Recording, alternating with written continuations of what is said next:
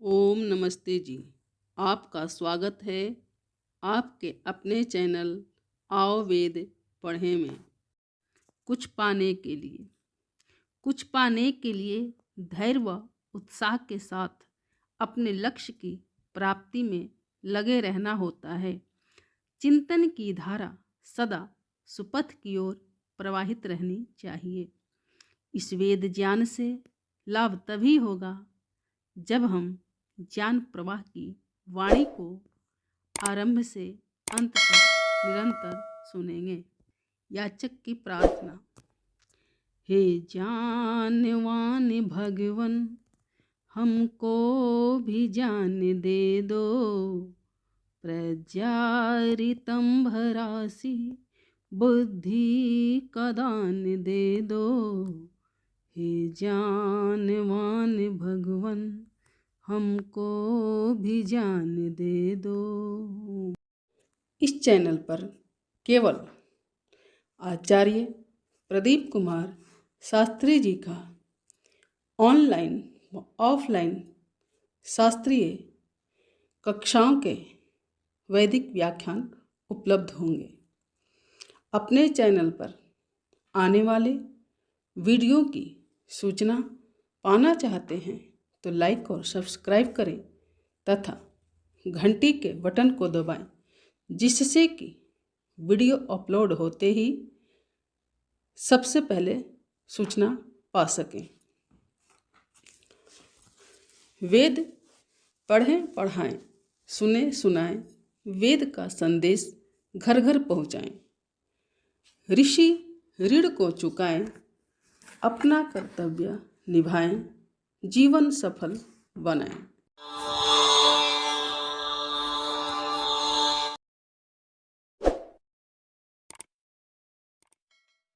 महर्षि दयानंद सरस्वती द्वारा रचित सत्यार्थ प्रकाश ग्रंथ की भूमिका 5 भागों में तथा प्रथम समोल्लास का पाठ 42 भागों में ईश्वर के 8 नामों के वैदिक व लौकिक स्वरूप आदि के विषय में विस्तार से जाना तथा द्वितीय समोल्लास शिक्षा विषय 8 भागों में पूर्ण हुआ, जिसके अंतर्गत 3 उत्तम गुरुओं, माता पिता और आचार्य के दायित्व तथा शिक्षा के स्वरूप व महत्व के विषय में ज्ञानवर्धन हुआ।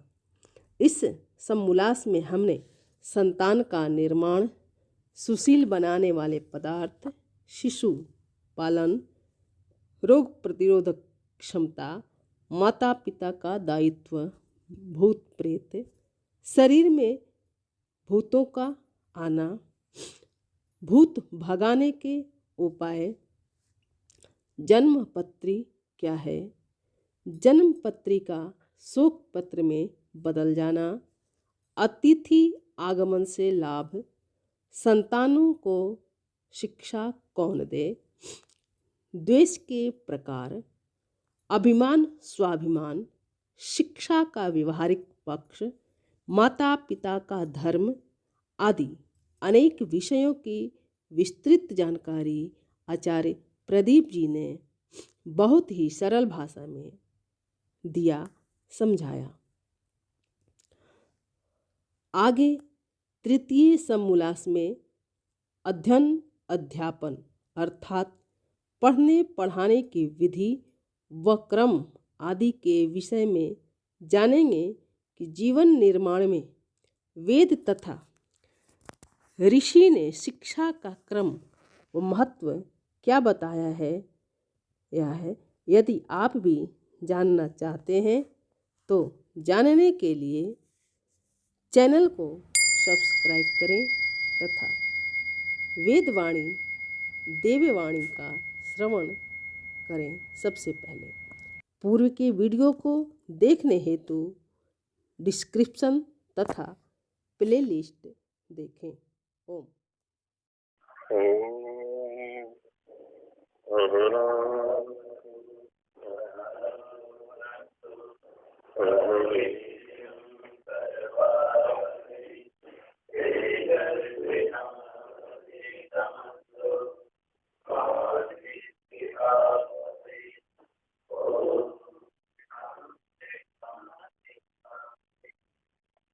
संध्या सार के अंतर्गत पंचमहायज्ञों का संक्षेप से विवरण चल रहा है।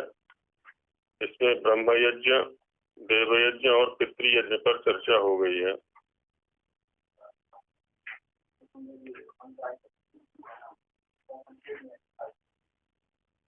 ये तो कई बार चर्चा हो चुकी है, तुम्हारे सामने नहीं हुई क्या अभी? बाकी सबको तो पता है ना इस मंत्र का अर्थ? पता है जिस मंत्र का हम पाठ कर रहे हैं? हाँ, सेना वसु का बताइए क्या है?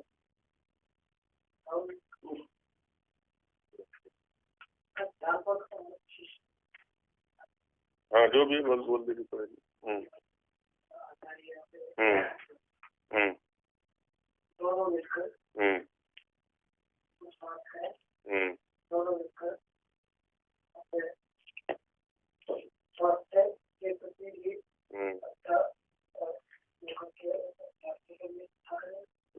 और अच्छे ज्ञान की प्राप्ति करके उस ज्ञान को, वह ज्ञान हमारा सफल हो, इसके लिए हम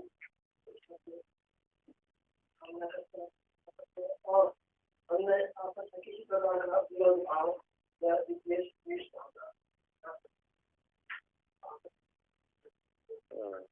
इस मंत्र में क्या ना 5 वाक्य बनते हैं। पहला वाक्य है सह नौ अवतु। अवतु का करता है ईश्वर। सह माने साथ साथ, नौ हम दोनों की, नौवे द्वितीया का द्विवचन है। अवतु रक्षा करे, वह ईश्वर हम दोनों की साथ साथ हम दोनों की रक्षा करे। हम दोनों वो सभी आ जाएंगे जहाँ जिस क्रिया के लिए 2 व्यक्ति चाहिए, वो सारे हम दोनों हैं, चाहे वो पति पत्नी है, माता पिता है, आचार्य गुरु है, ये गुरु और शिष्य है, उपदेशक और उपदेश्य है, राजा और प्रजा है। माने जहां पर भी ये युगल बनेगा वो सारे के सारे हम दोनों से गृहीत हो जाएंगे।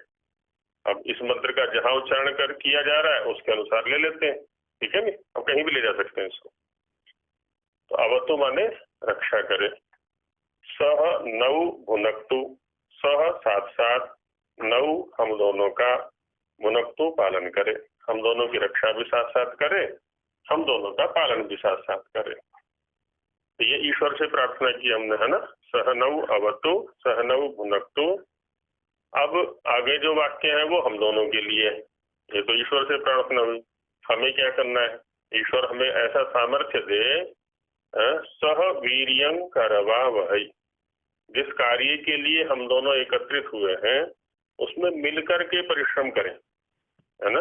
वीर्य वैसे तो धातु विशेष का नाम है, पर वो पराक्रम का, परिश्रम का यहाँ पर उपलक्षण है कि हम दोनों मिलकर के परिश्रम करें। यदि विद्या में है तो विद्या में मिलकर परिश्रम करें, राजा प्रजा है तो इसके राज्य की उन्नति के लिए दोनों परिश्रम करें, माता पिता है तो संतान की उन्नति के लिए दोनों परिश्रम करें। तेजस्वी नौ अधीतम अस्तु। नौ ये षष्ठी द्विवचन का प्रयोग है यहाँ पर। नौ हम दोनों का, अधीतम अध्ययन किया हुआ, या तेजस्वी नौ अधीतम अस्तु माने हम दोनों का जो अध्ययन किया हुआ विषय है वो तेजस्वी होवे, है ना? तेज वाला होवे, प्रकाश वाला होवे, दिव्य होवे, हमें जिससे कि उन्नति की ओर ले जाने का वो साधन बने। और इन सभी क्रियाओं का आधार ये है कि माँ विद्विषावहि, हम दोनों में कभी भी किसी प्रकार का द्वेष ना हो। शिष्य की बढ़ती देख करके कभी गुरु के अंदर द्वेष आ जाता है, कभी गुरु के किसी आचरण विशेष को देख करके शिष्य में द्वेष आ जाता है, कि हम दोनों जिस लक्ष्य के प्रति मिले हैं तो उस लक्ष्य, वो लक्ष्य हमारे लिए प्रधान रहे। परस्पर जो गुण दोष है उनको, उन पर ज्यादा ध्यान ना दे करके लक्ष्य की सिद्धि में हम दोनों समर्पित रहे, तो हमारे अंदर कोई द्वेष भावना ना आने पाए, है ना? ये भाव इसमें दे दिया जाता है। तेजस्वी का कर्ता हो गया अधीतम। नौ अधीतम तेजस्वी अस्तु, हमारा अध्ययन किया हुआ, जो विषय है वो तेजस्वी बने। नहीं, ईश्वर तो प्रथम 2 वाक्यों में हो गया वो, तो यहाँ अध्ययन को केंद्र में रख दिया।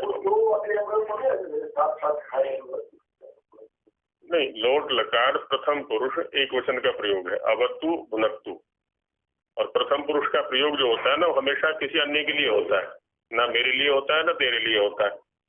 जो ये मध्यम पुरुष है उसमें युष्मत का प्रयोग होता है, त्वम युवाम यूयम। उत्तम पुरुष में अहम आवाम वयम, और प्रथम पुरुष में हमेशा कोई बाहर का ही रहता है, तो हम दोनों नहीं बन सकते, तो वो ईश्वर बनेगा।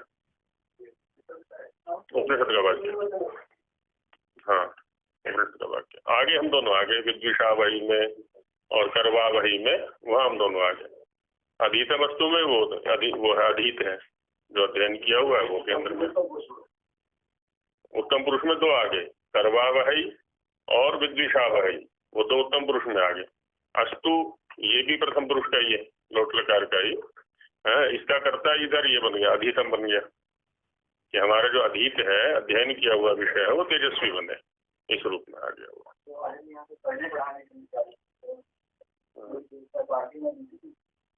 क्या जब वो दोनों मिल करके विचार विमर्श कर रहे हैं तो वहां भी 2 हो गए, वो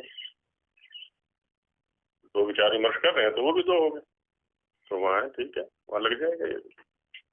2 भी यहाँ पर केवल 2 में ही तात्पर्य नहीं है, एक से अधिक जहाँ भी 2 होंगे, हालांकि द्विवचन का प्रयोग है तो वहां वर्ग बन जाएंगे 2, ऐसा रहेगा।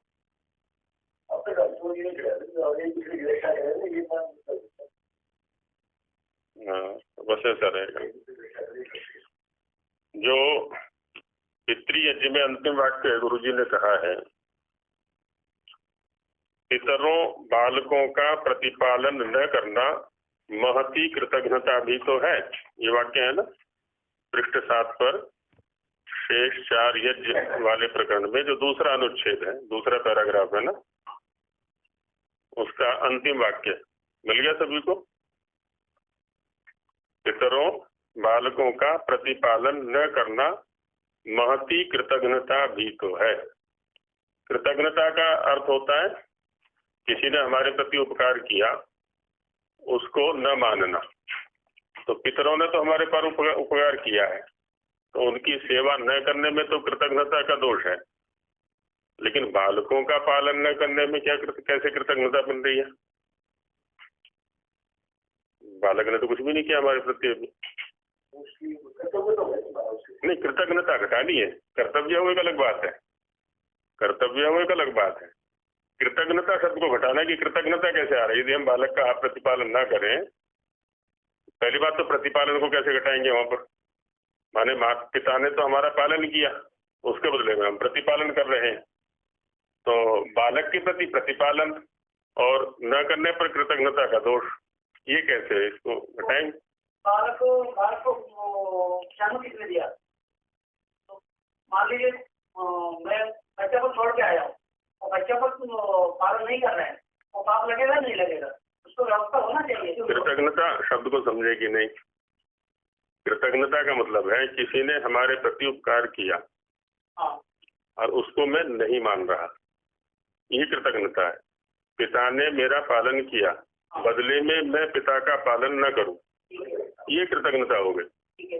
तो बालक ने तो कुछ किया ही नहीं मेरे प्रति अभी, तो बालक को किया नहीं, बालक को बस इसी रूप में कृतज्ञता घटाना, कृतज्ञता इसी रूप में प्रयुक्त होती है। वो ठीक है, कर्तव्य है, पैदा किया है, ये है, वो एक अलग पक्ष हो गया, वो तो करेंगे ही ये हमें तो प्रतिपालन और कृतज्ञता को घटाना है केवल। हाँ जी, कुछ कह रहे थे आप? हाँ जी,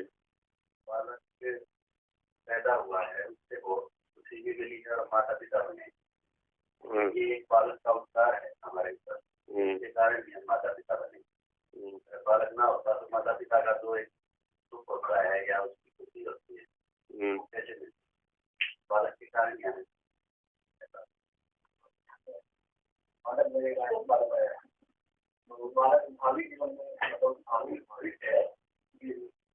इसको वैसे ऐसा ले सकते हैं, देखिए जैसे ऋण होते हैं ना, पितृ ऋण आदि जो ऋण गिनाए जाते हैं, ऋषि ऋण भी उसमें एक ऋण है। हमने पढ़ा है, अपने गुरु से हमने पढ़ा है। तो वहाँ दो ऋण चढ़ रहे हैं। एक तो उन्होंने अपने शरीर का उपयोग करते हुए, है ना, मेरा उद्धार किया है, तो मेरा कर्तव्य बनता है कि उनके शरीर की रक्षा मैं करूं, जो भी है उस समय भी सेवा करूं और बाद में भी आवश्यकता पड़ने पर मैं सेवा करूं। दूसरा ये है कि जो विद्या मुझे मिली है उसको मैं अन्यों को पहुंचाऊं, क्योंकि जो ऋषि ऋण है खाली उनकी सेवा करने से नहीं उतर जाएगा। जो ज्ञान है ना, वो ज्ञान जो मिला है, वो ज्ञान का जो ऋण है वो तभी उतरेगा जबकि इस ज्ञान को जैसे मेरे को उन्होंने दिया है वैसे ही मैं भी किसी और को दूं। वह ठीक ऐसे ही माता पिता ने जब मैं बच्चा था तो मेरा पालन किया है, अब मैंने बच्चे किए हैं आगे, उनका मैं पालन करूं। तो यहाँ जो उपकार एक माता पिता का बच्चे के प्रति है ना, बच्चे जो एक वो परंपरा है, पालन की जो परंपरा है उसको न पालना ये भी कृतज्ञता है कि मेरा पालन उन्होंने किया है। बच्चा माने ये पिता और संतान के बीच का संबंध है। पिता का कर्तव्य है कि वो संतान का पालन करे। अब यदि मैं संतान का पालन ना करूं तो मेरा जो पालन किया गया है ना, उसके प्रति वहां भी दो चीज काम कर रही है। जैसे हमने गुरु के प्रति देखा, दो चीज काम कर रही है। एक तो गुरु ने व्यक्तिगत रूप से उपकार किया तो उसकी सेवा मैं करूं, ज्ञान के रूप में जो उपकार किया है उसको ऋण कैसे, उस ऋण को कैसे चुकाऊंगा मैं? अब गुरु को ऋण दे करके तो मैं नहीं चुका सकता ना कि गुरु ने मुझे पढ़ाया है तो मैं गुरु को पढ़ा दूं, ऐसा तो नहीं हो सकता। तो मैं आगे वालों को पढ़ाऊं, बिना आगे वालों को पढ़ाए ये ऋण उतरने वाला नहीं है। ठीक वैसे ये क्रिया वहां भी घट रही है। यदि मैं आगे आने वाले संतान का पालन नहीं करता हूं तो वो क्या ना, मेरा पालन हुआ उसके बदले में प्रतिपालन हो गया, मेरे प्रति उपकार हुआ तो ये प्रत्युपकार हो गया, नहीं करूंगा तो कृतज्ञता। इस रूप में दादा दादी और बाकी तीनों को इकट्ठा करेंगे जब ये चीज में आएगी। जी, लेकिन पितरों में और प्रतिपालन करने में वो डायरेक्ट है संबंध, पितर से और तीन पीढ़ियां तो है यहाँ पर भी। बालक मेरे, पितर मेरे। केंद्र में तो मैं खड़ा हूँ ना, यहाँ पर एक गृहस्थ खड़ा हुआ है केंद्र में। मेरे पितर तो मेरे और मेरे से पूर्व वाले दो ही पीढ़ी होगी, नहीं तीन हो गए ना। बालक मेरे और पितर मेरे, मेरे पितर है और मेरे ही बालक हैं, तो तीन पीढ़ी तो आएंगी यहाँ पर मेरे पितर और मेरे बालक, तीन पीढ़ी तो आनी है स्वाभाविक रूप से। तो इस रूप में इसकी संगति लगा सकते हैं। बलि वैश्व का सार देते हैं कि स्वार्थ परिपूर्ण यह मनुष्य प्रभु के सब पदार्थों पर जो प्राणी पशु पक्षी आदि सबके लिए बनाए गए हैं। प्रकृति जब ये कहे योग वालों ने कि वर्गार्थम दृश्य, तो केवल मेरे लिए तो नहीं है ना, माने मेरे जैसे और भी तो जीव हैं, सभी के लिए है दृश्य। दृश्य माने प्रकृति, संसार, ये सारा का सारा संसार जीव के भोग और अपवर्ग के लिए है। तो जीव केवल मैं नहीं हूँ, है ना, सारे ही हैं। वो कीट भी हैं, पतंग भी हैं, पशु भी हैं, पक्षी भी हैं, मनुष्य भी है, जो भी है सारे के सारे आते हैं वहां पर। तो इसका मतलब ये हो कि सभी के भोग के लिए है, ये खाली मेरे भोग के लिए नहीं है। तो मैं स्वार्थ केंद्रित होकर के अपने ही भंडार भरता रहूं कि मेरे पास कमी नहीं होनी चाहिए, बाकी दूसरों की ना सोचूं मैं। तो उस परिस्थिति में कहा जा रहा है कि स्वार्थ परिपूर्ण, स्वार्थ से चारों ओर से भरा हुआ है ना, यह मनुष्य प्रभु के सब पदार्थों पर जो प्राणी पशु पक्षी आदि सबके लिए बनाए गए हैं, है ना, पदार्थ जो सभी के लिए हैं, जबरदस्ती अधिकार जमा कर ये मेरा है, ये मेरा है, ये मेरा है, उद्यानों और जंगलों से अपने लिए ही सब फल अन्न आदि प्राप्त करना चाहता है ना, मेरा भंडार भरा रहे, बाकी दूसरा चाहे भूखा मरता रहे। तो वो ठीक नहीं है। ये सोचे कि मुझे जो ये शरीर प्राप्त हुआ है, इस शरीर के संरक्षण में, परिपालन में सभी की भूमिका अपने अपने स्तर पर। सांपों की भूमिका भी है कि नहीं है, वो विष का पान कर रहे हैं वायु के अंदर से, तो उनकी भूमिका है। गौ की भी भूमिका है, वृक्षों की भी भूमिका है ना, कीट पतंग आदि जो है ना, उनकी भी अपने अपने स्तर पर भूमिका है। और सबकी है। तो इसी प्रकार से जो भोग मुझे प्राप्त हुए उन पर भी सबका अधिकार है। जब सब मेरी रक्षा कर रहे हैं मिलकर के, तो इन पर भी सबका अधिकार है। सबके लिए दुख प्राप्त करना चाहता है। इस बात से बचने का उद्बोधक बलि वैश्वदेव यज्ञ है। तो यहाँ पर बलि का अर्थ होता है सामान्य रूप से अन्न। अन्न विशेष है। यहाँ पर अन्न विशेष वो है, एक व्यक्ति कमाई कर रहा है, तो उसने कोई कमाई की 100 रुपये या 1000 रुपये या 1 लाख, जितने भी कमाए उसने, उस कमाई में सबका सहयोग मिला। कुछ का प्रत्यक्ष मिला, कुछ का परोक्ष मिला।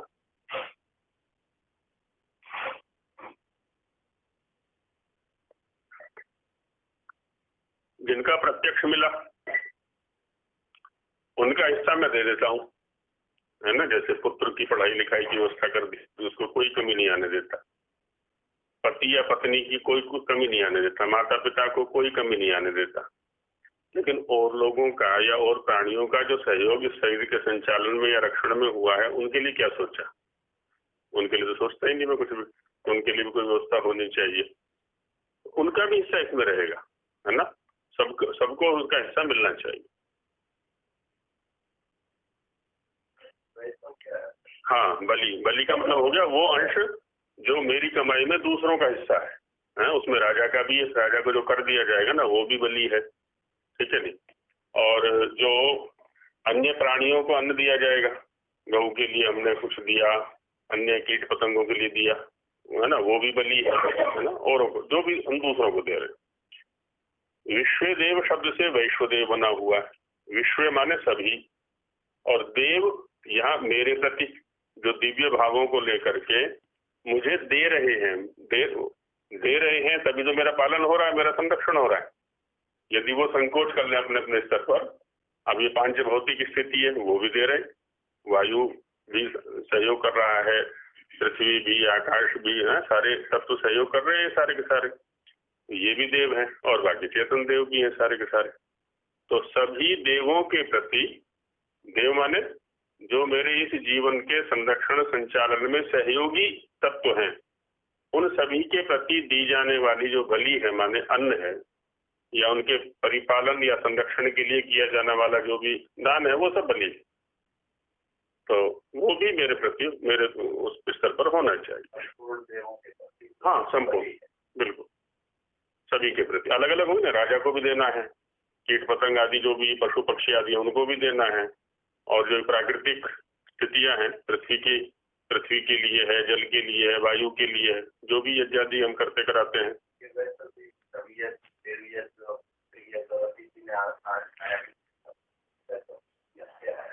हाँ, यहाँ विष्णु, हाँ जी,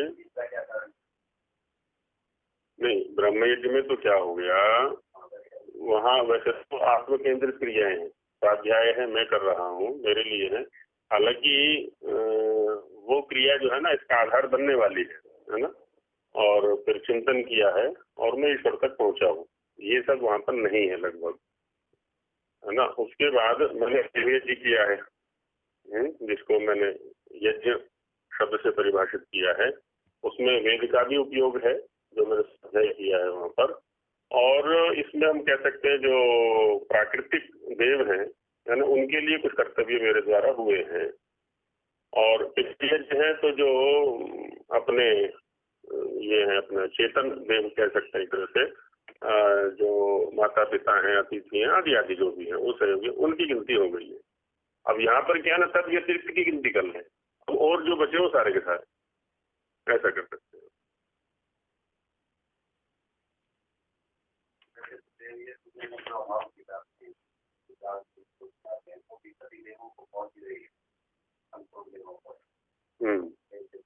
हाँ हाँ,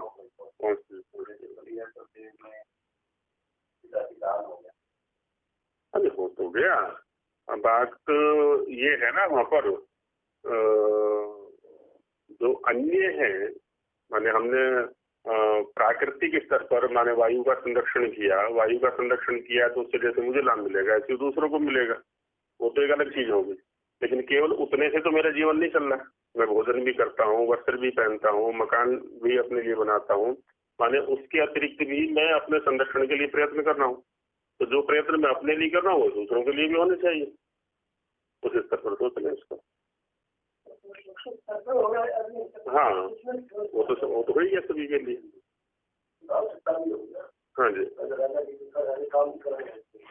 हाँ उसको भी चाहिए। जैसे घास फूस हिनके डालकर अमृत रूपी दूध गौ से प्राप्त होता है ना, उसको चारा आदि खिलाते हैं और उससे दूध की प्राप्ति होती है। इसी प्रकार सदाचारी धर्मात्मा विद्वानों की सेवा से अमूल्य रत्न प्राप्त होकर ये जो समय समय पर हमारे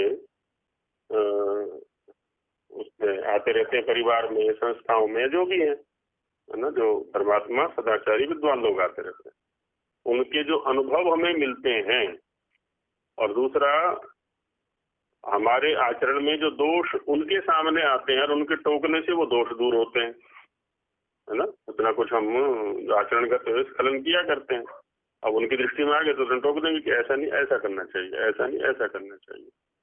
तो यही तो रत्न है, ये हमें आगे संवारते हैं जाकर के। तो प्राप्त होके जीवन के अनेक विध भंवरों से मनुष्य बच सकता है। अनुभवी लोग जो परिवारों में रहते रहे हैं पहले ना, उसका ये एक बहुत बड़ा लाभ था कि उनके अनुभवों से सहसा ही हमें, जैसे उसमें कहा ना, अभिवादनशील नित्यम वृद्धोपसेवन चत्वारि दक्ष वर्धनते आयुर्विद्या यशोधन। अब यदि यहाँ सीधा सीधा देखें कि बुजुर्गों को अभिवादन हमने कर दिया अपने जो भी है, अब भला उससे आयु विद्या यश बल की वृद्धि कैसे हो गई? केवल नमस्ते करने से या पैर छूने से? तो ये तो एक प्रतीकात्मक क्रिया है वहां पर, है ना। मूल बात है कि उनके सानिध्य को प्राप्त करना किसी प्रकार से, और जैसे ही हम उनके सानिध्य में जाते हैं तो कुछ ना कुछ उनका अनुभव हमें मिलेगा, कुछ ना कुछ मिलेगा वहां पर। हाँ, तो जैसे अनुभव मिलेगा तो उस अनुभव के न होने पर जो दोष होने वाला था, जो समय नष्ट होने वाला था हमारा, है ना, वो बच गया। उन्होंने भी अनुभव दे दिया, है ना। हमें जाना है दिल्ली, रास्ते का ठीक ठीक पता नहीं है, और वो कई बार दिल्ली जा चुके, तो एक शॉर्टकट रास्ता उन्होंने बता दिया कि इस रास्ते से चले जाओ तो मेरे जो है ना बहुत थोड़े से समय में पहुंच जाओगे। पहली समझ में आ जाती है ना। अपनी ठोकर लग के समझेगा तो शरीर का भी नाश करेगा और समय को भी नष्ट करेगा, और उन्होंने संकेत मात्र से बता दी कि वैसा कर लेना। यही काम हमें ऋषि भी करना चाह रहे हैं यहाँ पर। यह आवश्यक नहीं कि तुम सारे अनुभव खुद ही लो, है ना, दूसरे के अनुभवों से भी सीख लेना चाहिए। तो इस तरह से वहाँ आयु की भी प्राप्ति होती है, बल की भी प्राप्ति होती है, और विद्या की प्राप्ति होती है, सारी चीजें मिल जाती हैं। वही कह रहे हैं अनेक विध भंवर। भंवर शब्द आता है जैसे जल के अंदर वो नदी के में पानी घूमता है ना वो, और उसमें जो कुछ फंस जाए फिर बचा नहीं करता वो, संकट की स्थिति। ऐसे ही हमारे जीवन में भी अनेक स्तरों पर भंवर आया करते हैं, अनेक सांशयिक स्थल आ जाते हैं, निर्णय करना बड़ा कठिन है, ऐसे फंस जाते हैं वहां पर। तो अनुभवी व्यक्ति यदि साथ में रहते हैं तो वो निकाल देते हैं चुटकियों में, क्योंकि उनको पता है, जिया है उस जीवन को उन्होंने। प्रकार अनेक प्रकार के। यह अतिथि यज्ञ है, इसीलिए अतिथियों का आना जाना भी आवश्यक है घरों में, है ना। आजकल तो वो उपहास कर दिया ना उसका, वो अतिथि तुम कब जाओगे आदि करके उसका उपहास, भारतीय संस्कृति का उपहास, है ना, कर करके उससे दूर किया जा रहा लोगों को, इसलिए परेशान है सारे के सारे।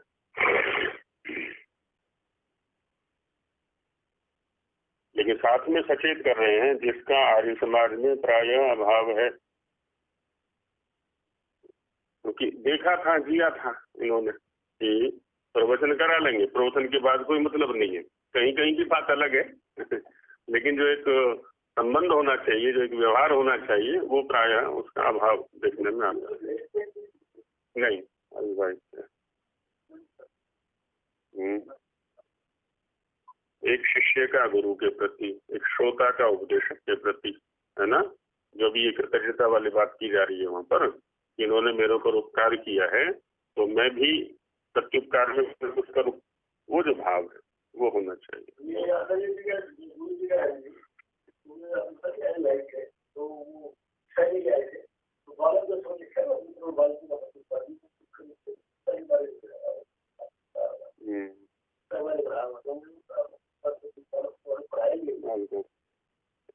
हाँ, लेकिन गुरु जी का एक ये था, उनका क्षेत्र, कार्य क्षेत्र बड़ा विस्तृत था। वो केवल अंदर तक सीमित नहीं थे, वो समाज में भी कूद जाते थे और पारिवारिक समस्याओं को निपटाते थे। तो आचार्य जी बताया करते थे कि जब उनका देहांत हुआ तो 150 फाइलें उनकी पारिवारिक थी, निजी पारिवारिक। तो उस परिवार में ये समस्या है, उस परिवार में ये समस्या है, वो फाइलें बना रखी थी और समय समय पर जा करके उनका निवारण किया करते थे। और भी बहुत सारे क्षेत्र थे उनके। शुद्धि आंदोलन में बड़ा, स्वामी श्रद्धानंद जी के साथ में शुद्धि आंदोलन में बहुत भाग लिया उन्होंने, और बहुत सारे कार्य। तो ये होना चाहिए, है ना। बुद्धि के साथ साथ भावनाएं भी होनी चाहिए। हम बुद्धिवादी तो बन जाते हैं, कुतर्क आदि जो कर लेते हैं, लेकिन भावनाओं के स्तर पर, क्यों, भावनाओं के बिना जीवन नहीं चला कर, केवल शुष्क बुद्धि से जीवन नहीं चला करता है। भावनाएं होनी आवश्यक है। जिसके पास भावनाएं हैं वो भावुक है ना। और उसमें बुद्धि की न्यूनता प्राय देखी जाती है। एक है विशुद्ध भावुक है, बस भावनाओं में बह रहा है, वो बुद्धि का प्रयोग नहीं कर रहा, वो भी ठीक नहीं है ना। केवल बुद्धि है, शुष्क बुद्धि है, वो भी ठीक नहीं है। दोनों का सम्मिश्रण होना चाहिए, बुद्धि भी होनी चाहिए, भावनाएं भी होनी चाहिए। हाँ, तो वो तो वहाँ तात्कालिक जो है ना, उसको, हाँ, एक वो रस होता है और साहित्य में कई प्रकार के भाव होते हैं। तो वो तात्कालिक भाव है, वो वहाँ की जो घटना चल रही है, दृश्य चल रहा है, हाँ, तो उसको हम ये सोच लेते हैं कि ये मेरे ऊपर ही घट रही है, उसको ये, तो इसलिए हम रोने लगते हैं या हंसने लगते हैं, है ना। ये होता है, बस वो तात्कालिक होता है। जैसे ही वो चैनल बंद हुआ या टीवी बंद हुआ, फिर हम अपने जीवन में आ जाते हैं, तात्कालिक। हाँ, बस वो श्मशान वैराग्य उसको कहा जाता है। तो ये पक्ष हमारे जीवन में आना चाहिए, है ना। जो अतिथि यज्ञ वाला है, ये पक्ष भी आना चाहिए। यहाँ भी हमें ध्यान रखना चाहिए। आर्य समाज में हम भी आते हैं, है ना। हमारे पास भी कोई अतिथि आते हैं, चाहे विद्वान के रूप में आए, चाहे कोई सामाजिक रूप में आए, तो उनको बैठने के लिए पूछना है, उनको पानी जल आदि के लिए पूछना है। उसमें कहा ना, तृणानि भूमिरुदकम वाक् चतुर्थी च सुनृता एतान्यपि सताम गेहे नो छिद्यन्ते कदाचन। बैठने के लिए आसन, है ना, और जल, भूमि, और जो अनुकूल बातें, ये तो सज्जनों के घर में कभी मिटाई नहीं करती। मान लिया हो सकता है कोई गरीब हो, बेचारा, भोजन ना हो उसके घर में, तो बात अलग हो गई, लेकिन कम से कम ये 4 चीजें तो हर किसी के पास रहेंगी ही। तो कोई भी अतिथि हमारे पास आते हैं, चाहे विद्वान के रूप में आए, चाहे सामान्य व्यक्ति के रूप में आए, है ना, तो वो अनाथों की तरह ना घूमे, है ना। उनसे पूछें कहाँ से आए हैं, कैसे आए हैं, अभिवादन पूर्वक उनको बैठाएं, उनको पानी पिलाएं, और बाद में किसी से मिलना है तो मिलवाएं, आदि आदि जो भी है। एक तो ये सामान्य आचरण की बातें हुआ करती। ऐसा नहीं कि मुंह फेर के खड़े हो जाए कि पता नहीं कौन आ गया, अब आ गया तो इसको पानी पिलाना पड़ेगा, है ना, इसके पीछे मेरा आधा घंटा बर्बाद हो जाएगा। ये भावना नहीं होनी चाहिए। ये सोचे कल को हम जाएंगे कहीं पर और हमारे साथ किसी ने उपेक्षा युक्त व्यवहार कर दिया, है, तो हमारे ऊपर क्या बीतेगी फिर, है ना। तो एक कर्तव्य रूप होना चाहिए, हमारे अंदर भावना होनी चाहिए। हाँ, दूसरा अटेंड कर ले उसको।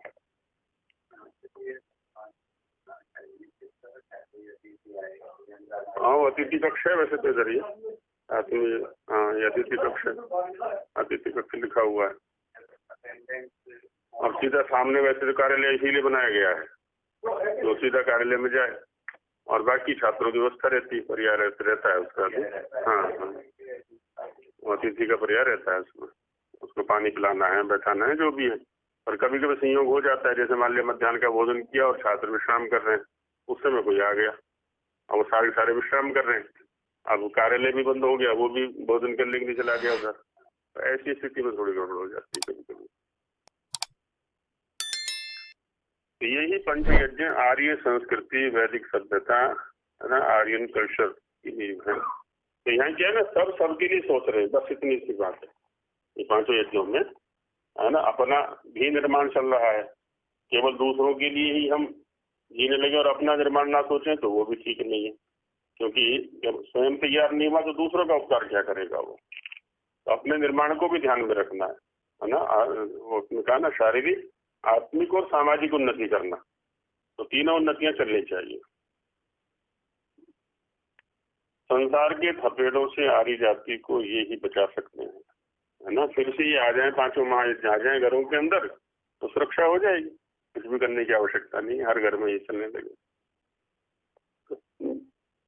इसी लक्ष्य से ऋषि ने आर्य समाज की स्थापना की कि भारतीय संस्कृति सुरक्षित हो सके।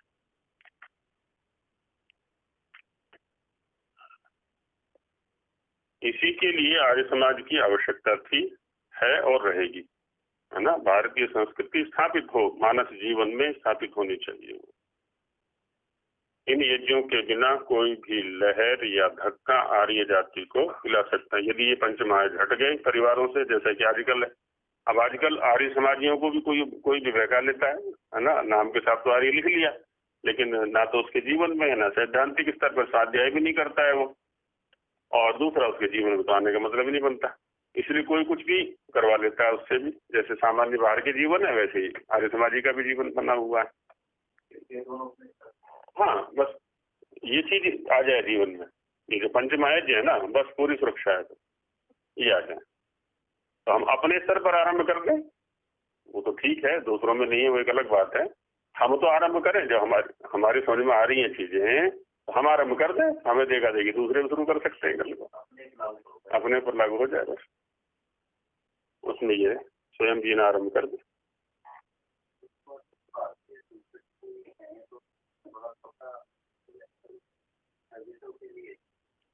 हाँ, नहीं हो तो गई है, पर बात यह है कि आधार इस संस्कृति का भारत रहा है, जैसे हम वैदिक संस्कृति का भी आधार भारत को ही मानते हैं, तो बस उतने रूप में इसको ले सकते हैं।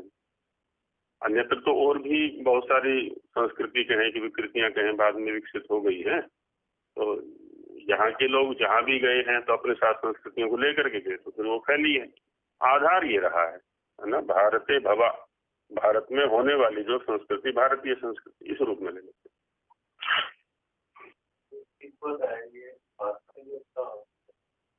उस समय भारत में ही था ये, करते करते छोटा सा हो गया ये, तो धक्का देकर हिला सकता है। अतः ये चार यज्ञ भी शारीरिक, मानसिक तथा आत्मिक शुद्धि द्वारा व्यक्ति तथा समाज दोनों के हित साधन में सर्व मुख्य अंग है ना। सभी प्रकार की उन्नति है ना, शारीरिक भी, मानसिक भी, आत्मिक भी, सारी उन्नति होंगी। तो कोई ऐसा नहीं है अंग जिसमें कि हित साधन इन यज्ञों के माध्यम से न हो सकता हो।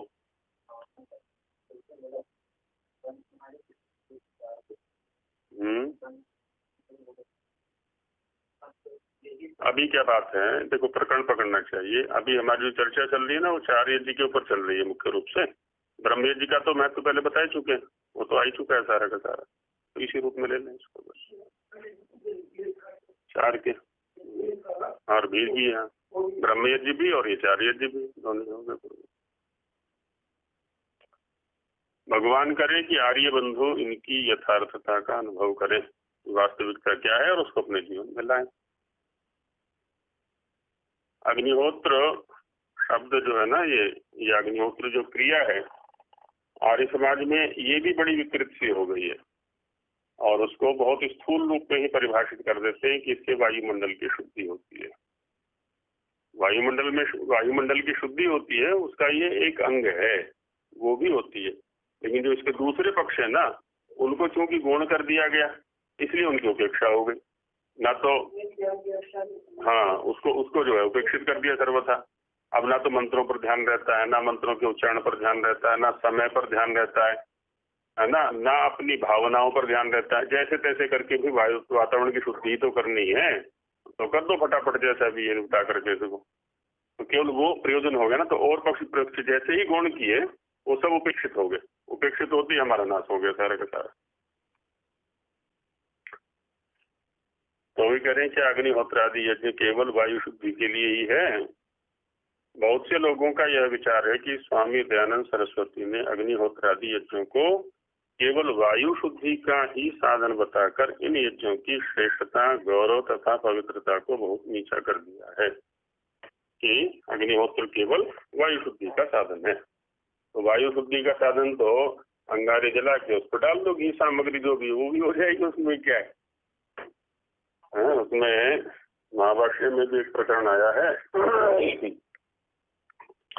कि भाई मंत्र बोलने की क्या आवश्यकता है, अग्नि का काम क्या है, जलाना। क्या बिना मंत्र बोले नहीं जलाएगी क्या वो, है ना। अग्नि है, उस पर जो भी द्रव्य डालोगे उसको जलाएगी, उसका स्वभाव है जलाने का। तो मंत्र क्यों बोल रहे हो। उसने कहा है कि एवं ही क्रियमाणम अभ्युदयकारी भवति, कि मंत्र पूर्वक यदि हम इस क्रिया को करेंगे, ज्ञान पूर्वक यदि हम किसी क्रिया को करेंगे तो वो अभ्युदय का हेतु होता है, कल्याण का माध्यम बनता है। तो वहां लंबी चर्चा है उस बात को लेकर। तो वही कह रहे हैं यहाँ पर, तो यज्ञों को बहुत नीचा कर दिया है। ऐसे महानुभावों के जानार्थ हम ऋषि के अपने शब्द ही प्रस्तुत करते हैं कि ऋषि केवल वायुमंडल की शुद्धि तक ही सीमित नहीं रखते हैं इसको। जिनसे यह स्पष्ट विदित होता है कि वे यज्ञों के लौकिक तथा पारमार्थिक दोनों फल मानते हैं। लौकिक फल तो है ही है ना, और पारमार्थिक भी है। मीमांसा में दो प्रकार की क्रियाएं मानी है या फल है, दृष्ट फलक और अदृष्ट फलक। दृष्ट फलक माने दृष्टम फलम यासाम क्रियाणाम ता दृष्ट फल का क्रिया, जिनके फल दृष्ट हैं। भोजन किया तो भूख हमारी मिट गई या शरीर का पालन हो गया, तो ये दृष्ट फल वाले हो गए, है ना। और कुछ क्रियाएं होती हैं अदृष्ट फलक, जिनका अभी तो फल नहीं मिलेगा हमें, लेकिन कालांतर में जाकर के फल मिलेगा। आखिर लौकिक स्थिति पर भी हम देखते हैं ना, कुछ क्रियाएं तुरंत फल देने वाली होती हैं, कुछ 1 महीने के बाद फल देने वाली होती हैं, कुछ 3 महीने बाद, कुछ 4 महीने बाद, कुछ 6 महीने बाद, कुछ 1 वर्ष के बाद फल देने वाली होती हैं। फसल में देखो, है ना, सब फसलें अलग अलग प्रकार की हैं। भिंडी का काल अलग है, 45 दिन में फल देती है। धान भी कई प्रकार के हैं, कुछ 30 दिन, 30 है ना, 60 चावल होता है जैसे, तो वो 60 उसमें 2 महीने में फल दे देता है वो। बाकी और अलग अलग है, गेहूं का अपना काल है, सबके अपने अपने काल हैं। जो ये फल वाले वृक्ष हैं, है ना, वर्ष में 1 बार फल देते हैं ये, है ना। अच्छा, बीजारोपण आज किया, कुछ ऐसे होते हैं वृक्षों में कई साल बाद जाकर के फल दिया करते हैं। तो कई प्रकार यहाँ पर दिखाई पड़ रहे हैं।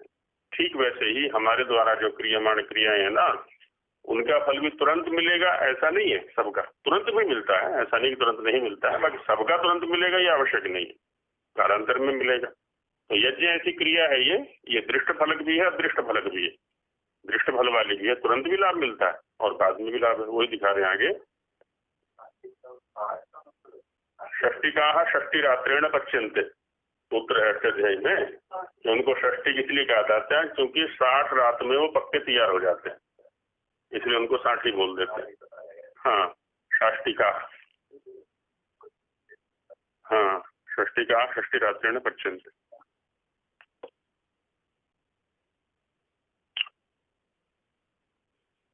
तो प्रस्तुत करते हैं अदृष्टवाद, है ना। अदृष्टवाद यही है, अदृष्टवाद माने जो कि आगे चल के फल मिलेगा। यज्ञ का अभी कोई लाभ नहीं है, आगे चल के फल मिलेगा, आगे चल के फल मिलेगा। और इस अदृष्टवाद ने क्या किया ना, हमें वर्तमान रूप से भी कर्मों से दूर कर दिया है, हर चीज को परोक्ष में डाल दिया, है ना। हमारे जो पौराणिक भाई हैं वो भी हर चीज को अगले जन्म से जोड़ देते हैं। इसका फल अगले जन्म में मिलेगा, इसका फल अगले जन्म में मिलेगा। उसका जो वर्तमान स्वरूप है ना क्रिया का, वो फिर वो विकृत हो जाता है बहुत ज्यादा। अदृष्टवाद प्रत्येक वैदिक धर्मी के मंतव्यों में सर्वतोमुख है ना। जो अदृष्टवाद इसी को कहते हैं जिसका फल दृष्ट नहीं है ना, आगे चल के मिलेगा। तो जितने भी वैदिक धर्मी हैं, वैदिक धर्मी उनके मंतव्यों में सर्वतोमुख है माने चारों तरफ ये प्रसरित है, सब जानते हैं इसको। पौराणिक तो समाज है उनके लिए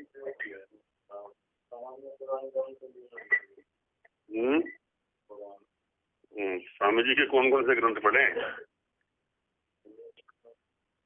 पौराणिक का मतलब होता है पुराणानी अधीते, मतलब पौराणिका, जो पुराणों का अध्ययन करता है, पुराणों के अनुकूल। पुराण भी जो है ना कई प्रकार के हैं, कुछ पुराण मान्य भी हैं, ऐसा नहीं सारे पुराण कपोड़े ही हैं। बाद के जो पुराण है ना उनमें काफी गप्पे हैं, जो उप पुराण है वो सारे गप्पे हैं। कुछ कुछ पुराने हैं जैसे ब्रह्मांड है, वायु है ना, कुछ है उनमें ऐतिहासिक है वो सारे के सारे, उसमें जीवन वर्णन है राजाओं के, वो मान्य है। तो पौराणिक से तात्पर्य होता है जो बस बुद्धि के परे के कर्म ऐसे करते रहते हैं, अंधश्रद्धावश जो कार्य करते रहते हैं, आजकल उस अर्थ में ले लेते हैं।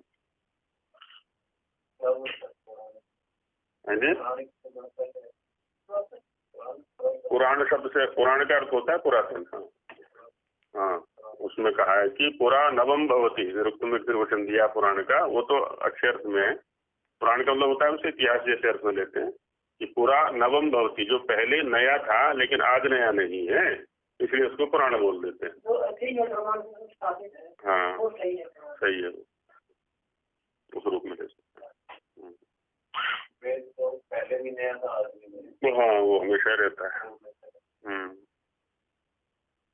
लौकिक जो स्तर पर कथाएं होती है ना, जैसे राजाओं के वर्णन है, ये सब चीजों के आ जाते हैं, तो उसमें है। आजकल एक लेख निकल रहा है वेदवाणी के अंदर, तो हाँ ऐतिहासिक पक्ष को लेकर के निकल रहा है पुराणों का जो है। मंतव्य होता है मनन का विषय, विचार कह लें। पुनर्जन्म का सिद्धांत इसी का तो फल है ना, वो दृष्टि में ही तो है सारा का सारा पुनर्जन्म। अभी तो कुछ देखा नहीं है किसी ने भी, तो वर्तमान कुछ क्रियाकलापों को देख करके हम अनुमान किया करते हैं कि पूर्व जन्म भी रहा होगा और पुनर्जन्म भी होगा। तो श्री महाराज के वचन निम्न प्रकार हैं इस विषय में। नित्य कर्मों के फल ये हैं, है ना, जो केवल यज्ञ को धर्म मानते हैं, वायुमंडल की शुद्धि का कारण उनके लिए रखें कि ज्ञान प्राप्ति से आत्मा की उन्नति। अब यहाँ ब्रह्म यज्ञ है ये, तो ब्रह्म यज्ञ में स्वाध्याय चल रहा है और स्वाध्याय हमें ईश्वर से जोड़ेगा। तो वही कह रहे हैं कि ज्ञान प्राप्ति से आत्मा की उन्नति, उसमें भी है ना विद्या तपोभ्याम भूत आत्मा, वहां मनुस्मृति में भी। और आरोग्यता होने से शरीर के सुख से व्यवहार और परमार्थ कार्यों की सिद्धि होना। आरोग्य रहेगा, है ना, आरोग्य माने रोग रहित शरीर यदि रहेगा तो होने से शरीर के सुख, है ना, शरीर में उसकी प्राप्ति होगी। और अन्य जो व्यवहार होंगे शरीर के सुख से व्यवहार माने जो भी क्रियाकलाप हैं, सारे के सारे क्रियाकलाप हम सुखपूर्वक कर सकते हैं। आरोग्य नहीं है तो हम कुछ भी नहीं कर सकते, भोजन भी नहीं कर सकते ठीक से, और तो क्रियाओं की बात अलग है। और परमार्थ कार्यों की सिद्धि होना, है ना, परमार्थ जो एक तो होता है परार्थ और एक होता है परमार्थ। तो परार्थ में तो क्या है ना, जैसे परोपकार कह देते हैं हम, परोपकार क्या लें, परार्थ क्या लें, माने दूसरे का अर्थ। स्वार्थ के विपरीत परार्थ हो गया, एक तो मेरे प्रयोजन की सिद्धि, एक दूसरों के प्रयोजन की सिद्धि। तो स्वार्थ और परार्थ, है ना। और परमार्थ में परम अर्थ लेते हैं, परम शब्द लेते हैं उत्कृष्ट अर्थ में, ऊंचा, है ना, उत्कृष्ट। तो उत्कृष्ट जो अर्थ है, जैसे कहते हैं ना परम पुरुषार्थ, एक तो पुरुषार्थ है, पुरुषस्य अर्थः प्रयोजनम, तो धर्म अर्थ काम मोक्ष, है ना, इन चार को लेते हैं। और इनमें भी उत्तरोत्तर परम माने बाद वाला, है ना, ऊंचा वाला, उत्कृष्ट, उधर वाला, तो उसको मोक्ष बोल देते हैं, तो परम पुरुषार्थ से। तो इसलिए कहा परमार्थ, है ना, जो उच्च लक्ष्य है उसकी भी सिद्धि हो जाती है।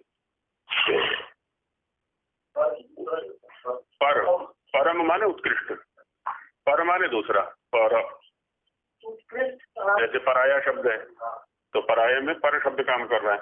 परम माने उत्कृष्ट, जो ऊंचा है, जो एक तो हो गया अभी जो दृष्ट है, सामने वाला है, हाँ, और एक इनसे ऊपर हो गया, ऊंचा हो गया।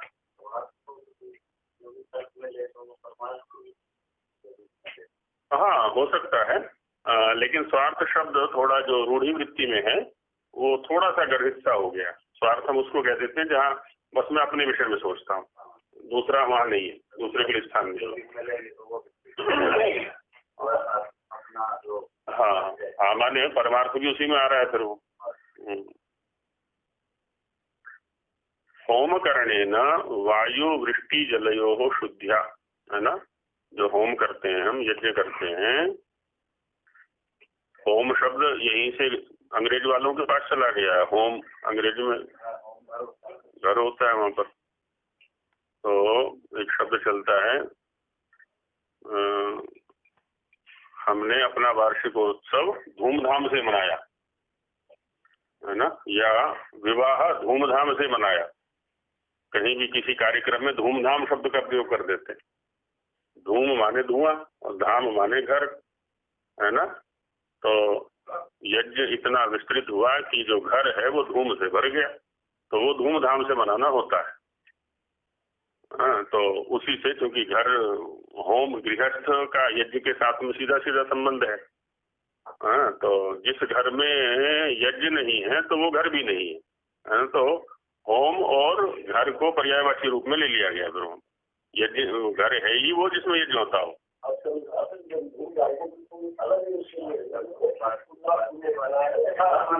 हाँ हाँ हाँ हाँ हाँ, हाँ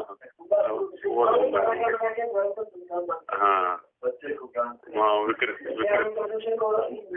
विकृत हो गया, विकृत हो, हाँ था, हाँ, धुएं से भरा हुआ है धाम जिसमें, धुएं से भर गया है धाम जिसमें, वो धूमधाम माने बड़ा यज्ञ किया तो चार तरफ धुआं धुआं भर गया उसमें।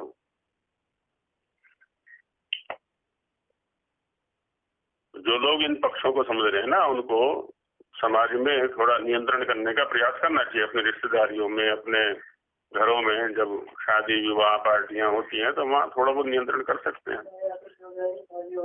इन चीजों को घुसाएं थोड़ा धीरे धीरे, और उन चीजों की व्यर्थता दिखाएं उनको, क्या व्यर्थता है।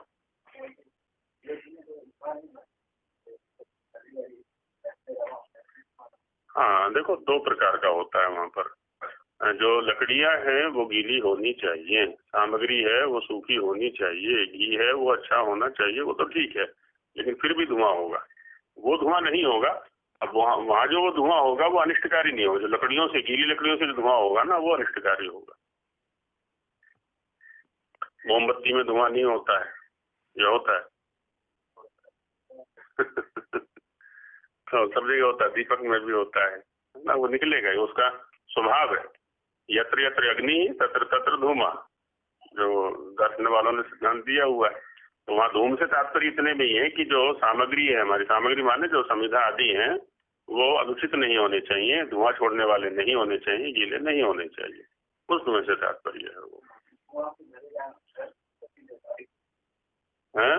हाँ, तो भाई जब 1 महीने तक यज्ञ चलेगा तो अपने आप ही होगा, तो देखो सब सर्वत्र हो जाएगा वो। यज्ञशाला को देखो जाकर के, जहाँ होता है।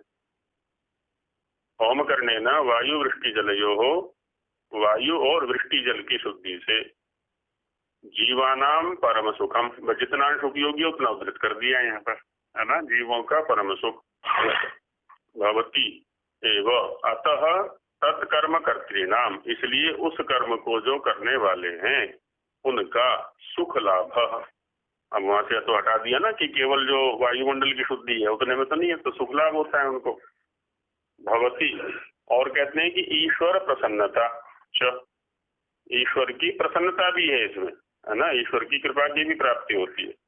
ईश्वर की प्रसन्नता से तात्पर्य ऐसा नहीं है यहाँ पर कि ईश्वर कभी अप्रसन्न होता है और हमने कोई कर्म किया उसके अनुकूल तो वो प्रसन्न हो गया। वो तो अपनी जगह जैसा है वो है ना, वो तो तटस्थ है अपने स्तर पर। इतने में तात्पर्य होता है कि उसकी जो कृपा है ना वो हमें प्राप्त होने लगती है, हम उसके पात्र बन जाते हैं, इतने में तात्पर्य है। एतदाद्यर्थम अग्निहोत्र कर्णम, इस इत्यादि कार्यों के लिए, इत्यादि प्रयोजनों के लिए अग्निहोत्र को करना चाहिए, ऐसा पंचमायज में बताएंगे आगे। वाक्य बहुत सारा है ये, वो जो प्रकृति में जो उपयोगी नहीं है उसको छोड़ दिया। अब डॉट डॉट को नहीं रखेंगे तो उससे कोई व्यक्ति ये समझेगा कि ये वाक्य एक ही है सारा का सारा। हाँ, इसका मतलब ये है कि बीच में कुछ ऐसे छूटा हुआ है, डॉट डॉट वहाँ वाक्य छोटे हुए हैं कुछ। अब या तो ये दिखलाना चाहते हैं ना कि वायुमंडल की शुद्धि के अतिरिक्त भी स्वामी जी ने प्रयोजन दिए हैं यज्ञ करने के, बस वो वर्ष ले लिए। ऋग्वेद आदि भाष्य भूमिका में दिखाते हैं, अतः तत्कर्म कर्तृणाम, इसलिए उस होम आदि कर्मों को जो करने वाले हैं उनको जनानाम तद उपकारेण अत्यंत सुखम, है ना, उसके उपकार से या उस उपकार रूप कर्म से अत्यंत सुख, ईश्वर अनुग्रह से, है ना, ईश्वर का अनुग्रह भी उसको प्राप्त होता है, कृपा प्राप्त होती है। भवती एतदाद्यर्थम इत्यादि प्रयोजनों के लिए अग्निहोत्र करना, है ना, इन प्रयोजनों के लिए अग्निहोत्र को करना चाहिए। भाषार्थ में लिखते हैं कि इस कारण उन अग्निहोत्र करने वाले मनुष्यों को भी जीवों के उपकार करने से अत्यंत सुख लाभ होता है ना, सबका लाभ उसमें हो रहा है। देखो मंत्र बोलते हैं, मंत्रों की सुरक्षा हो रही है, वेद की सुरक्षा हो रही है, और मंत्र बोलने से तात्पर्य है ये नहीं खाली मंत्र बोला स्वाहा कर दिया, मंत्र बोला स्वाहा कर दिया। गुरुकुल में ये चर्चा आई है कि जो मंत्र बोलते हैं, मंत्र से तात्पर्य होता है कि जो क्रिया की जा रही है मंत्र उसके विषय में चर्चा कर रहा है, किस देव के प्रति किस प्रयोजन को लेकर के क्या हवि दी जा रही है, किस काल में दी जा रही है, इस सब की चर्चा उस मंत्र के अंदर, ये सब हमें पता होना चाहिए। आखिर जब हमारे घर में कोई अतिथि आता है, तो जानकार अतिथि आया, तो हम क्या करते हैं ना, उसके अनुकूल भोजन तैयार करते हैं और कमरा तैयार कर देंगे और पता नहीं क्या क्या व्यवस्थाएं करते हैं वहां पर, है ना। और ये यज्ञ भी तो, है ना, अतिथि है उस समय, अग्नि जो है ना अतिथि है वहां पर, अग्निहोत्र जो है वो, हाँ, उसके अनुकूल आहार तैयार किया जाता है सर्वथा। अब हम क्या करते हैं, बस एक सामग्री बना दी, एक घी बना दिया और सभी देवों को एक ही उससे कर दिया। स्वामी जी ने भी अलग अलग प्रकार के पदार्थ वहां पर गिने हुए हैं। अच्छा, जो भी है वो मंत्र कह रहा है वहां पर, उसमें कहता है कि यत् कर्म क्रियमाणम ऋक् यजुर्वाभिवदति तत्कर्म समृद्धम भवति, वहां पर ये कहा है। वहां भी प्रसंग ये चला है कि मंत्र का प्रयोग क्यों कर रहे हैं, तो कहते हैं जो कर्म या क्रिया की जा रही है ना, मंत्र अथवा ये ऋक् या यजु, है ना, उस क्रिया के विषय में चूंकि कह रहा है, इसलिए वो कर्म समृद्ध हो जाता है। इसको हम इस रूप में समझ सकते हैं, कोई अतिथि आया हमारे पास, है ना, बहुत बढ़िया भोजन उसके लिए बनाया, बहुत बढ़िया व्यवस्था की, लेकिन हम उससे बात ना करें, कुछ थाली उसके सामने रख दी, सारे पकवान रख दिए, है ना, बात ना करें उससे बिल्कुल भी कुछ, है, तो क्या ये शिष्ट व्यवहार होगा? बिल्कुल भी नहीं होगा, ना ही वो संतुष्ट होगा हमसे, है ना। अच्छा, केवल बात करें और भोजन ना दें उसको, कुछ भी सत्कार ना दें, बस बात ही बात करते जाए, बातों में पेट भरते जाए उसका, तो वो भी ठीक नहीं है ना। तो जब भोजन तैयार हो गया है, आखिर उससे भी कहा जाता है ना, लीजिए भोजन कीजिए। मंत्र भी तो ये काम कर रहा है यहाँ पर, वाणी के साथ क्रिया चलनी चाहिए, तो मंत्र भी ये काम कर रहे हैं और कुछ नहीं है इसमें। तो मंत्र की सुरक्षा हो रही है। दूसरा, मंत्र जब हम बोलते हैं तो श्वास लंबा चलता है, प्राणायाम भी हो रहा है स्वाभाविक रूप से, वहां पर प्राणों की सुरक्षा भी स्वाभाविक रूप से हो रही है। जो वेद पाठी होते हैं ना, उनका प्राणायाम अपने आप हो जाता है, सुख का लाभ होता है, तथा ईश्वर उन मनुष्यों पर अनुग्रह करता है। वे जो सबके लिए सोच रहे हैं तो अनुग्रह अपने आप ही होगा फिर, जैसे ईश्वर सबके लिए सोचता है ऐसे हम भी सबके लिए सोचे। अनुग्रह माने कृपा, एक होता है अनुग्रह और एक होता है निग्रह। इसका जो विपरीत शब्द है वो है निग्रह। निग्रह माने दंडित करना, और अनुग्रह जैसे किसी को पुरस्कृत करना है ना, किसी को इनाम देना है, प्रोत्साहित करना आदि की जो क्रियाएं की जाती हैं सारी अनुग्रह के अंदर आती हैं। ग्रह माने ग्रहण करना, केवल ग्रह को लेंगे तो वहाँ ग्रह का केवल जो अर्थ है वो ग्रहण करने अर्थ में भी आता है, और एक ग्रह जो ज्योतिष पिंड है उनके लिए भी आता है। व्याकरण में 2 प्रकार का ग्रह है, और एक ग्राह बनता है। ग्राह जो है वो जल जंतु के लिए आता है, जो होता है ना मकर आदि जो है उसके लिए ग्राह शब्द का प्रयोग करते हैं। और ग्रह 2 स्थानों पर बनाया हुआ है, विभाषा ग्रह, तो ज्योतिष पिंड के लिए भी ग्रह आता है। और एक भाव साधन होता है, उसमें ग्रह बने जहाँ क्रिया को कहा जाता है ग्रहण करना, यहाँ पर ये वो ग्रहण करना रूप जो क्रिया है वो अनुग्रह। हाँ, क्योंकि उसने पहले कर्म विशेष किया है, तदनु उसका ग्रहण किया गया, उस पर विशेष ध्यान दिया गया है, इस रूप में ले सकते हैं उसको। हाँ जी, निग्रह में दंड उसके विपरीत क्रिया की जाती है, क्योंकि उसने कर्म नहीं किया तो दंड। हाँ, वहाँ पर ग्रहण तो वहाँ पर भी है। अब यहाँ उपसर्गों की अपनी विशेषता होगी, निग्रह माने ग्रहण वहाँ भी है, ग्रहण यहाँ भी है। आगे जब हम किसी को दंडित करेंगे तब भी उसके प्रति विशेष ध्यान देंगे, और जब किसी को प्रोत्साहित या पुरस्कृत करेंगे तब भी उसके प्रति विशेष ध्यान देंगे, है ना। ग्रहण तो वहाँ पर भी है, पर नी जो है वो दंड जैसे इस अर्थ को दिखा रहा है, और अनु जो है यहाँ पर ही कृपा जैसे अर्थ को दिखा रहा है। इन प्रमाणों से सर्वथा स्पष्ट है कि ऋषि दयानंद अग्निहोत्र आदि यज्ञों से केवल वायु की शुद्धि नहीं मानते थे। तो ये हमें भी अपने मन से हटाना चाहिए, और आर्य समाज में भी जो है ना मंत्रों के अर्थपूर्वक उसमें करने का प्रयास करना चाहिए। हाँ, वायु शुद्धि भी उनका एक फल है, ऐसा नहीं कि सर्वथा नहीं, वो भी एक फल है, एक अवयव रूप फल हो गया, ये ठीक है ना, ये तो मान्य है सभी को। लेकिन केवल यही है वो नहीं मानना चाहिए, उससे दोष आ जाता है। आगे समझ उपासना आदि के चर्चा करेंगे तो नमस्कार।